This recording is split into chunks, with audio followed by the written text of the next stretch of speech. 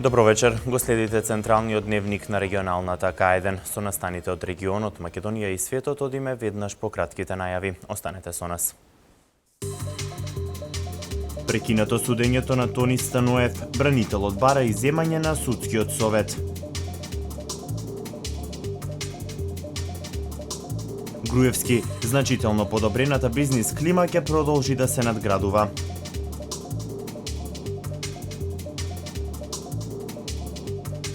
Министерството за економија распиша јавен повик за транспорт и дислокација на Црниот Рид.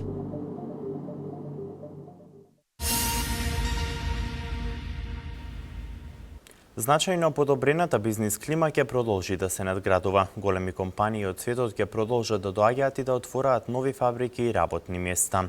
Ова го истакна председателот на владата на Република Македонија Никола Груевски на свеченоста по повод независноста, кој воедно нагласи дека покрај странските компании напредок имаат и домашните, кај кој може да се забележи дуплиран извоз на своите производи на странски пазар. По новата германска фабрика Technical Textile во Штип, која пред 2 недели почна со работа и која ќе вработи 100 лица, Маркарт во Велес која вработи 600 лица, американскиот гигант за сигурносни производи Key Safety System, која во октомври ќе се пресели во новоизградениот капацитет во Кичево, која ќе вработи 1000 лица, во Македонија доаѓаат уште нови инвестиции, подвлече председателот на владата на Република Македонија Никола Груевски. Привршуваме со договарањата на нова фабрика на глобална американска компанија која неодамна ја најавив, а која е со седиште во Америка и планира капацитет во Струмица и отворање на околу 1500 нови работни места. А свој влез неодамна објави и американскиот Леар со околу 3000 лица во Тетово. Значајно подобрената бизнис клима ќе продолжи да се надградува. Големи компании од светот ќе продолжат да доаѓаат и да отвараат нови фабрики и работни места. Со исто темпо и македонските компании ќе создаваат нови работни места, изјави председателот на владата Никола Груевски. Тој најави дека американската корпорација Амфенол во зоната Виница Кочани ќе отвори нови дивизии и истата се очекува да стигне до бројка од 2500 вработени лица. Гентер во Прилеп ќе почне изградбата на својата фабрика следниот месец во октомври, каде предвидува 2000 вработувања. Технокозе ќе ја заврши втората фабрика во зоната во Скопје за 20 на дена од денес и ќе почне со новите вработувања. А Ејполенд во Ресен треба да го заврши и отвори својот капацитет во Ресен, каде постепено ќе се вработат околу 200 лица. Според изјавата на председателот на владата, можна е инвестиција од мултинационална компанија од прехрамбената индустрија, која планира да рестартира неколку пропаднати капацитети од прехрамбената индустрија, а со тоа ќе вработи неколку стотици лица. Исто така во текст се разговорите на министерот без ресор Висар Фида со швајцарска софтверска компанија која би започнала со 80 IT инженери, а исто така во текст се разговорите за изградба на швајцарска фабрика за соларни панели во Скопје. Ова се само дел од странските инвестиции кои Груевски ги истакна на свеченоста по повод независноста на Македонија.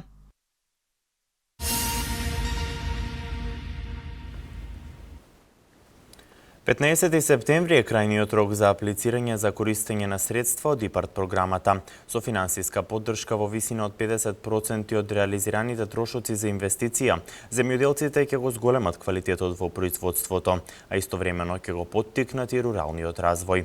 Агенцијата за поддршка на земјоделството нуди стручна помош и совет за секој заинтересиран земјоделец. Последни денови пред истекување на рокот кога земјоделците можат да аплицираат за користење средства од ИПАРД програмата, финансиските средства се наменети за инвестиции на земјоделското производство и земјоделско-прехрамбениот сектор, како и преструктурирање и надградба за достигнување на европски стандарди. Развојот во руралните средини истовремено ќе поттикне економската активност и ќе ги зголеми можностите за вработување. Рокот е 15 септември кога завршува ИПАРД, значи може и 15 септември. Значи може да аплицира секој апликант и оној кој што не е регистриран како изневерен земјоделец, значи може да аплицира оној што го има оној минимум, пример 2 декара или 3 декара, зависи од која култура. Значи ги повикам сите земјоделци да дојдат во нашата канцеларија, било каде, дали во Велес, во Чашка, Извор или Градско, да ги насочиме и да можеме да аплицираме. Значи има многу пари, треба да се искористат, а ние стоиме задни. ИПАРД поддршката покрива 50% од трошокот за реализирана инвестиција. 75% од прифатливите трошоци се покриени преку фондовите на Европската Унија, а 25% средства се издвојуваат од буџетот на Република Македонија.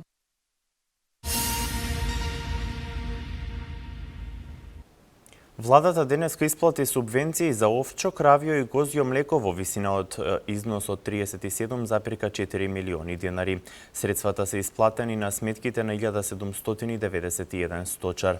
Инаку висината на мерката изнесува 3,5 денари по произведен и продаден литар млеко, со вклучена дополнителна поддршка од 15% за подрачја со оттежнати услови за производство. Министерството за економија распиша јавен повик за транспорт и дислокација на црниот рид, лоциран во близина на Велес, кој е резултат на 3-децениското работење на топилницата. Локалната самоуправа е постојано во преговори со Министерството за економија, каде надлежните прават напори за што побрзо решение на ова прашање. Ке се продава згурата лоцирана во близина на Велес, која е резултат на традициониската работа на топилницата. Во тек е јавниот повик кој го распиша Министерството за економија, каде се бара фирма која ќе изврши дислокација на згурата, која со преработка ќе се добие економски бенефит, затоа што таа содржи 10% цинк и 1% олово. Градоначалникот Шадиев изјави дека заинтересираноста е голема и се чекаат резултатите од меѓународниот повик. Троската како проблем постои, ќе постои се уште, иако не е од таква мера загадувањето како што било претходно, бидејќи со стручните анализи е покажано дека е потребно да се тргне натоложениот проблем што го имаат повеќе милиони тони на тоа место. Тоа е надлежност на Министерството за економија, кое што распише еден повик, се растори повикот, повторно има распишано повик, се чекаат резултатите од меѓународниот повик, бидејќи имало и повеќе заинтересирани странки. Оној момент кога ние ќе добиеме поконкретни информации во сегментот за отстранување на троската, ќе бидете известени.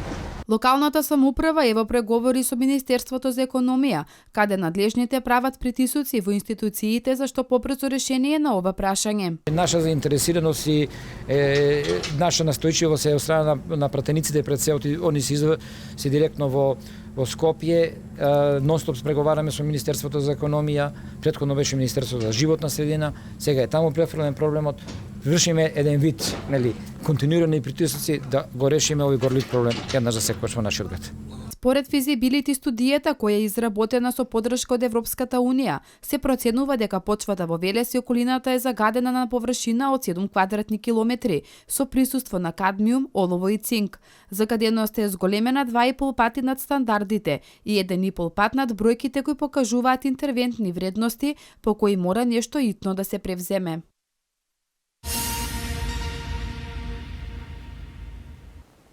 Проблемите со снабдувањето со вода наскоро ќе станат минато за неготинчани. Локалната самоуправа комплетно ја обновува водоводната мрежа, со што ќе се донесе трајно решение кое е од суштинско значење за општината.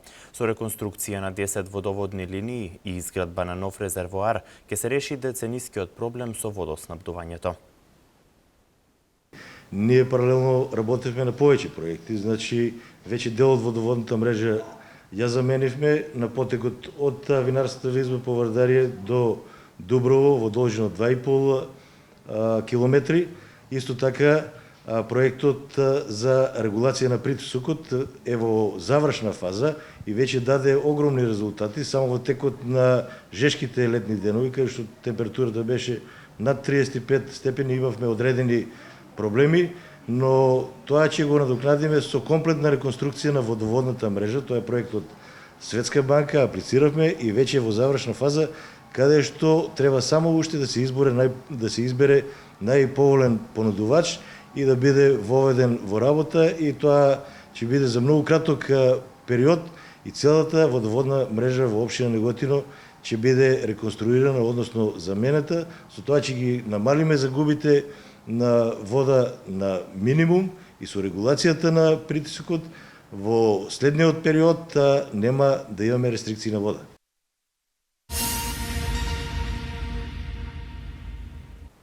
Се превземаат сите неопходни мерки за најголемата стопанска манифестација во Тиквешијата, Неготинскиот Панагјор 2015 година, да помине во најдобар ред на задоволство и на трговците, но и на посетителите. Годинава бидејќи Панагјорот се одржува во работни денови 21, 22 и 23 септември, односно понеделник, вторник и среда. На барање на трговците донесена е одлука неговото време траење да биде 4 денови, и тоа почнувајќи од недела до среда. Од локалната самоуправа ги информираат сите заинтересирани правни и физички лица кои имаат намера да закупат простор за поставување на тезги, дека распределбата на просторот ќе започне да се врши од вторник, 15 септември.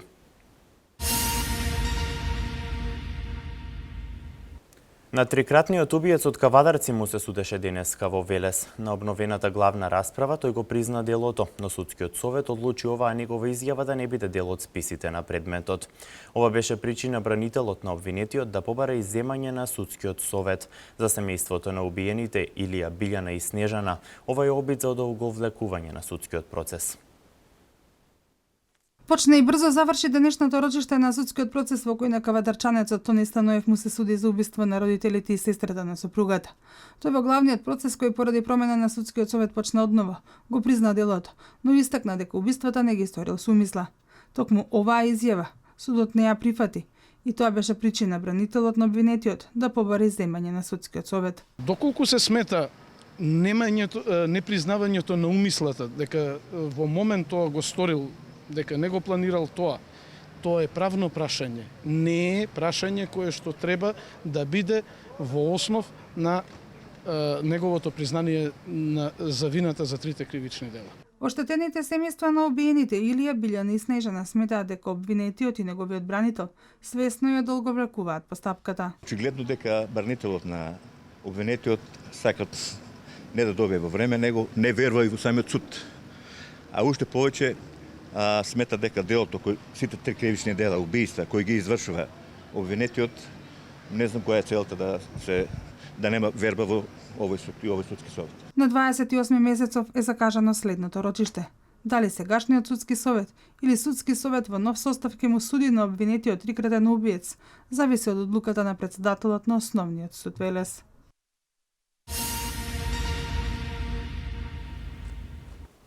Нова пресконференција со критики на Социјалдемократскиот сојуз. Овој пат културата беше намета на опозиционерите.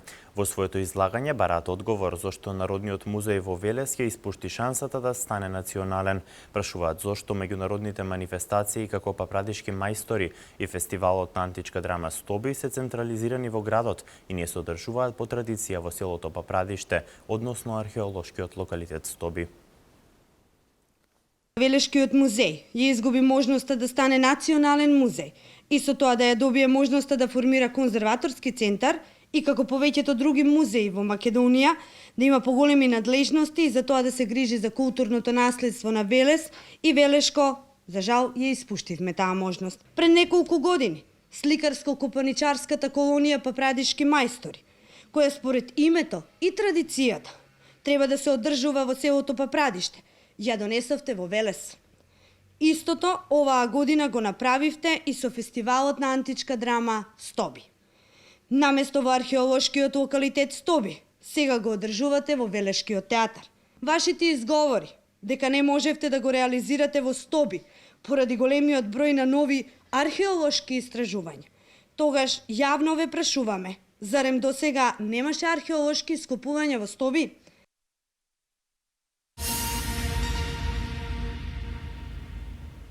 Природни амбиентални звуци, хорско пеење, танц. Ова го одбележа синокешната представа Античка крв. Таа е дел од репертоарот на фестивалот Стоби.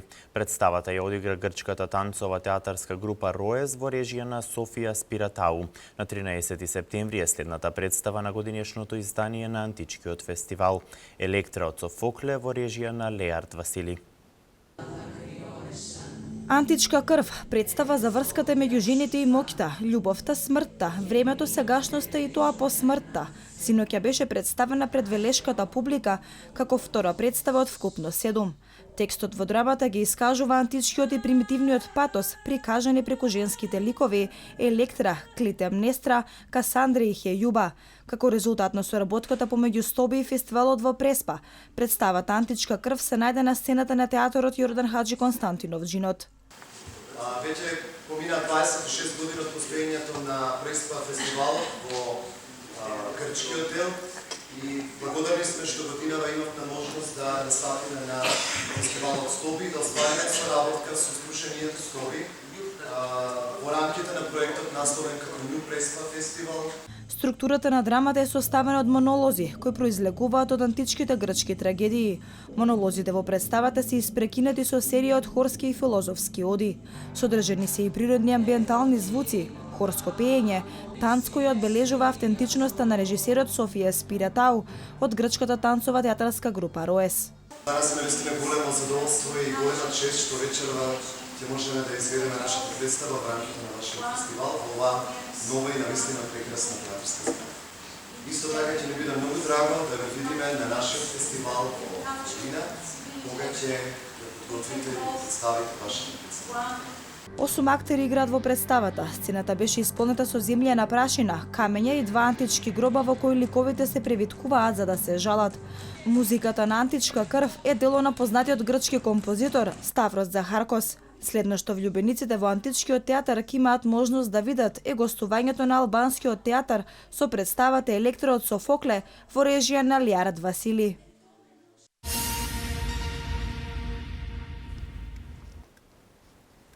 Министерот за надворешни работи Никола Поповски изјави дека Македонија ја разгледува можноста за изградба на ограда на својата граница за да го сопре големиот прилив мигранти.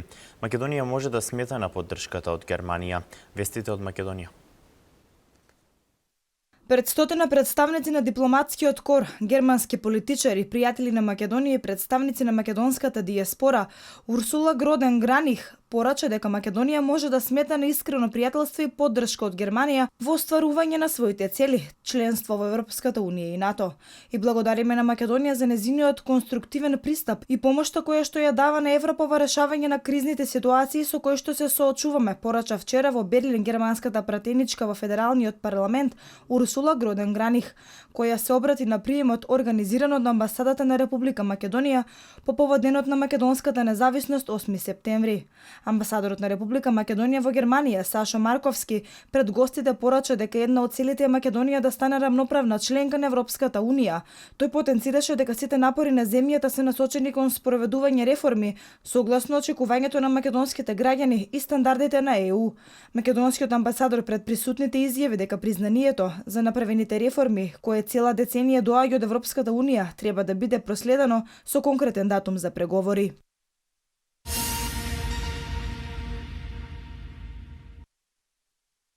Министерот за надворешни работи Никола Поповски во интервју за унгарскиот неделник Фигело изјави дека Македонија разгледува можноста за изградба на ограда на својата граница, слично по примерот на Унгарија, за да го сопре големиот прилив на мигранти. Тој нагласува дека на нашата држава најверојатно ќе биде потребен некој вид на физичка заштита, иако тоа нема да биде долгорочно решение. Шефот на македонската дипломатија додава дека Македонија прави најдобро што може за да ги регистрира сите мигранти, но кога и да ги земеме сериозно барањето од нашите европски партнери за тоа што треба да направиме во обид да ја контролираме границата и да ги запреме луѓето, ние веднаш добиваме негативни меѓународни реакции, вели Поповски во интервјуто за Фигело.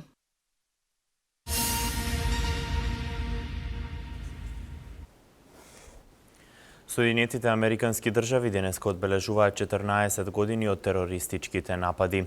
Министерска средба во Прага посветена на проблемот со бегалската криза. Вестите од светот во продолжение. 14 години од терористичките напади во САД. На овој датум во 2001 година беа извршени 4 усогласени самоубиствени напади. Во истите загинаа речиси 3000 лица. Најмногу жртви имаше во нападот врз светскиот трговски центар во Њујорк, со цел да се одбележи уривањето на двете кули близначки кога два авиона се забија во нив. Главната церемонија ќе се одржи во Националниот меморијален центар, кој се наоѓа на местото на некогашниот светски трговски центар. Третиот од авионите врз кој терористите воспоставиле контрола се урна во Пентагон, а четвртиот во Пенсилванија. Во рамки на одбележувањето на годишнината од најголемиот терористички акт во Соединетите Американски држави, покрај главната церемонија предвидени се и многу други настани.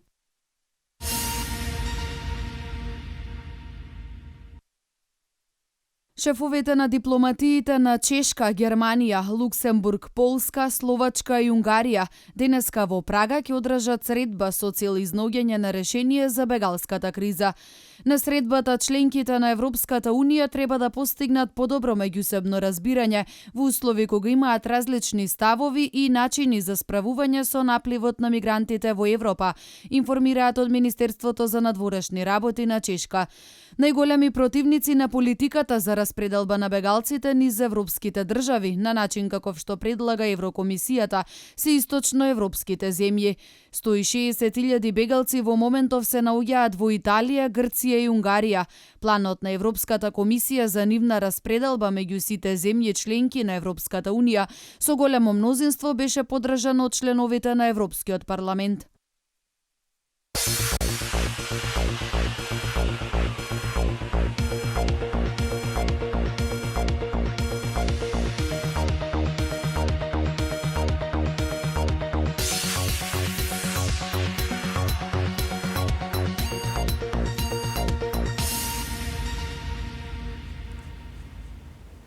Кошаркарската репрезентација на Македонија го заврши настапот на Европското првенство на 19-тото место.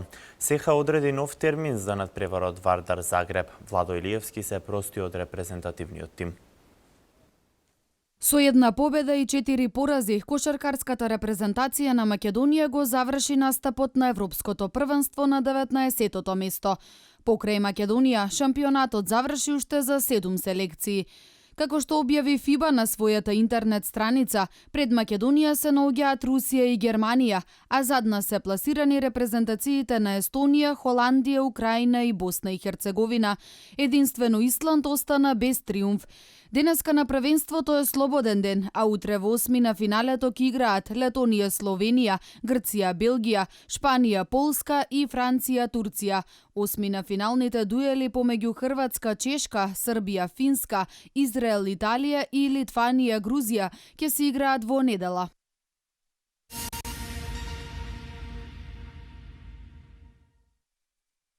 Тренерот на Загреб и 5 играчи добија труење од храна од гостувањето во Белорусија кај Брест. Тие завршија во болница во Брест и нема да можат да закрепнат за брзо време.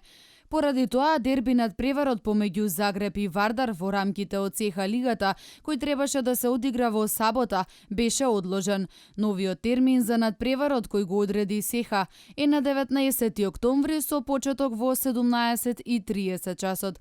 Инаку Вардар е лидер на табелата во СЕХА лигата со 3 победи од исто толку надпревари.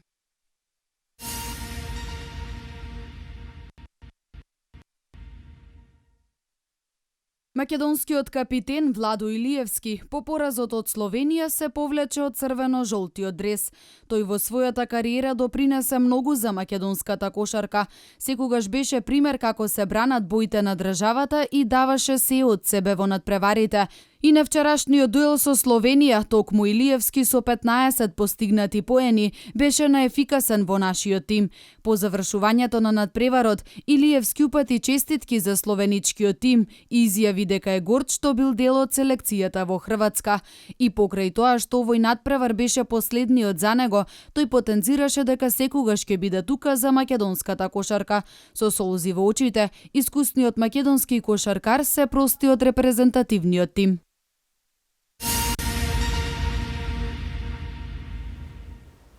Фудбалерот на Реал Мадрид Родригес надвор од терените во период од 1 месец. Новицки ја заврши својата репрезентативна кариера. Меѓународен спорт. Родригес, еден од најдобрите фудбалери на Реал Мадрид во новата сезона, ќе биде надвор од терените во период од 1 месец.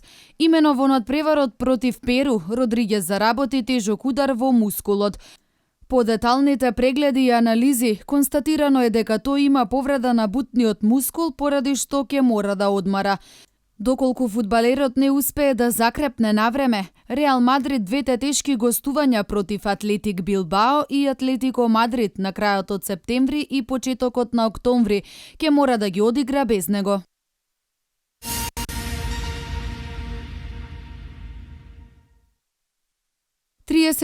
Годишниот Дирк Новицки ја заврши својата репрезентативна кариера. Неговата репрезентација остана без осмина финале, откако го загуби дуелот со Шпанија. Легендарниот Новицки беше еден од најдобрите во историјата на европската кошарка. Совладан од емоциите, тој се заблагодари на публиката, бидејќи и покрај тоа што не одигра онака како што тие очекуваа од него, сепак ја имаше нивната поддршка. Инаку Денис Шредер го промаши третото слободно фрлање, што беше потребно за продолжение во борбата со Шпанија. Со тоа беше означен крајот за репрезентацијата на Германија на учеството на Евробаскетот.